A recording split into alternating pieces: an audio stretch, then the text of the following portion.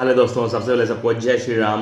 तो कल दो हैवीवेट्स जो थे, मैनचेस्टर सिटी और चेल्सी के बीच, दो हैवीवेट जो टीम्स थी ईपीएल की, इंग्लिश प्रीमियर लीग की, कल मैच हुआ। बहुत ही तगड़ा मैच हुआ। चाहे स्कोर लाइन 2-0 से थी, लेकिन मज़ा आ गया मैच देखकर, एंटरटेनमेंट हो गया पूरा।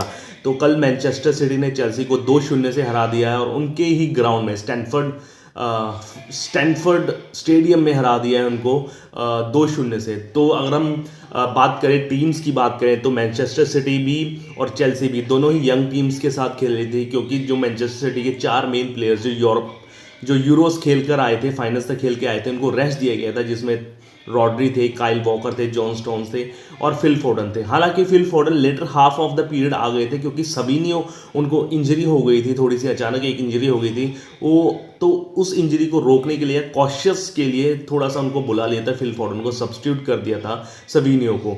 तो अगर हम चेल्सी की बात करें तो चेल्सी की बिल्कुल ही नई यंग टीम लग रही थी। उनके जो कोच भी थे, नए थे, एंजो मार्सेको उनके कोच थे। उनकी थोड़ी सी मुझे स्ट्रैटेजी समझ नहीं आई। अगर उनके प्लेयर्स की बात करें तो उन्होंने रहीम स्टर्लिंग को नहीं खिलाया, ना बेन चिलवेल को खिलाया, ना कैलागर को खिलाया, और मेनली जो था एंजो फर्नांडिस को कप्तान चुन लिया गया था। अब ये नहीं पता कि जो एंजो फर्नांडिस है वो कैप्टन इसी मैच के लिए हैं वो, या फिर वो और मैचेस में, या फिर पूरे टूर्नामेंट के लिए वो कैप्टन रहेंगे। थोड़ा सा मुझे समझ नहीं आया। तो शुरुआत होता है तो दोनों टीम कॉशियसली ध्यान से खेल रही होती है, क्योंकि टॉप टीयर की टीम्स हैं ये। और पहला ही मैच था, थोड़ा कॉन्शियसली खेल रहे थे, एक दूसरे को परख रहे थे, अटैकिंग परख रहे थे, एक दूसरे की डिफेंसिव और मिडफील्डर दोनों परख रहे थे। लेकिन पहला चांस मिला मैनचेस्टर सिटी को, उन्होंने बिल्कुल भी नहीं गंवाया।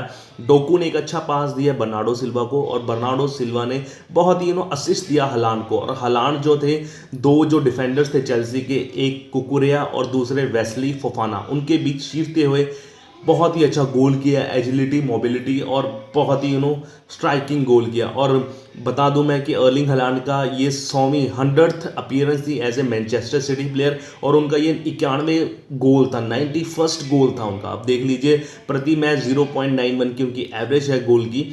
और पता ही है आपको, पिछले 2 सीज़न में वो गोल्डन बूट के अवार्ड रहे हैं। चाहे पिछले सीज़न 27 गोल किया, अच्छा नहीं रहा था मेरे हिसाब से सीज़न उनका, लेकिन फिर भी गोल्डन बूट उनको मिला है, और अब बहुत ही अच्छी शुरुआत कर दी है।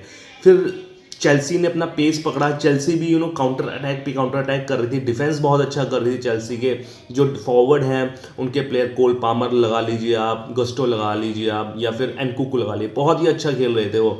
एक बार तो ऐसा आ गया था कि कोल पामर ने पास दिया था, और जो थे उनके जो फॉरवर्ड थे निकोलस जैक्सन, वो गोल करते करते रह गए। निकोलस जैक्सन ने भी एक चांस तो शॉर्ट शॉट मिस किया, लेकिन अच्छी डिफेंसिव रही और चांस बनने नहीं दिए मैनचेस्टर सिटी को। तो पहले हाफ के बाद स्कोर 1-0 ही रहता है। फिर दूसरे हाफ में आती है, दूसरे हाफ में भी चेल्सी अच्छा खेल रही होती है, और एक कोल पामर ने एक शॉट मारा होता है एंडरसन को, उनके गोलकीपर मैनचेस्टर सिटी के लिए। वहाँ से वो बॉल छटक जाती है, फिर निकोलस जो जैक्सन है वो गोल पे तब्दील कर देते हैं उसको। लेकिन किस्मत खराब थी वहाँ पर चेल्सी की, ऑफसाइड दिया जाता है और ये गोल जो है डिसअलाउड हो जाता है। बहुत किस्मत कह लूँगा, ख़राब कह लीजिए, चाहे जो मर्जी कह लीजिए। फिर दोबारा से एक और बहुत अच्छा चांस मिलता है उसको, निकोलस जैक्सन को चांस मिलते रहते लेकिन कन्वर्ट नहीं कर पाते। लेकिन फिर एनकुकू को वो थोड़ा सा चेंज कर देते हैं, मुझे समझ नहीं आया, उनके मैनेजर का थोड़ा चेंज कर देते हैं। फिर पेड्रो नेटो आ जाते हैं, जो वॉल्व्स के खरीदे गए हैं, बड़े महंगे खरीदे गए हैं वॉल्व्स से वो। तो पेड्रो नेटो आ जाते हैं, वो अपना क्लास दिखाते हैं, वो एक दो चांस वो भी बना दे पाते हैं, लेकिन प्री सीजन नहीं खेले, एक पहला ही मैच था उनका, तो वो गोल में तब्दील नहीं कर पाते। लेकिन कोल पामर बहुत ही अच्छा लय में लग रहे थे यूरोस से खेलते हुए। फिर कोल पामर ने बहुत ही अच्छा चांस बनाया होता है, क्रॉस दिया जाता है, फिर क्रॉस वो निकोलस जैक्सन के पास होता है, लेकिन उसको हेडर मारकर वो बहुत ही, हेडर लगा लीजिए, पैर लगा लीजिए, अगर मार देते तो वो गोल पे कन्वर्ट हो जाता। मेरे ख्याल से वो 100% शॉर्ट चांस था निकोलस जैक्सन का, वो वेस्ट हो गया।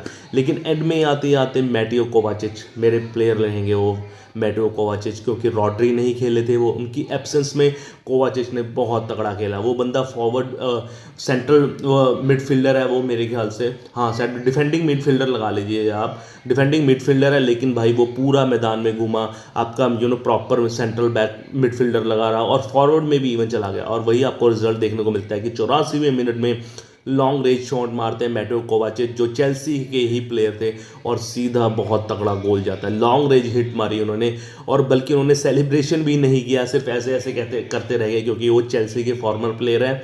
और पहला गोल उनका रहा अपोजिट चेल्सी, और सेकंड गोल रहा मैनचेस्टर सिटी के साथ मैटेओ कोवाचिच का। फिर वहाँ से कोई वापसी का संकेत ही नहीं था।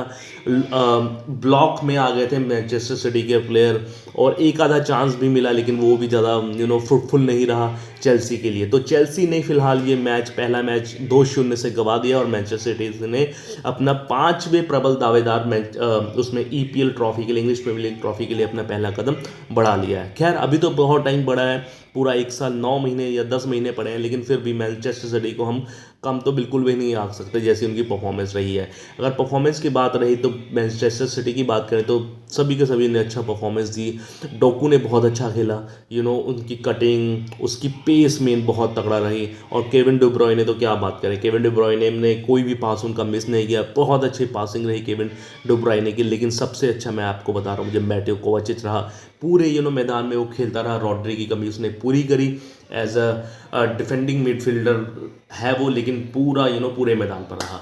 तो फिलहाल यही था, 2-0 से मैनचेस्टर सिटी जीत गई है। और अब देखो कौन कौन से मैच होंगे, उसका रिव्यू भी लेकर आएंगे। तब तक के लिए मेरे चैनल को लाइक शेयर सब्सक्राइब कीजिए, और जय श्री राम। Okay bye.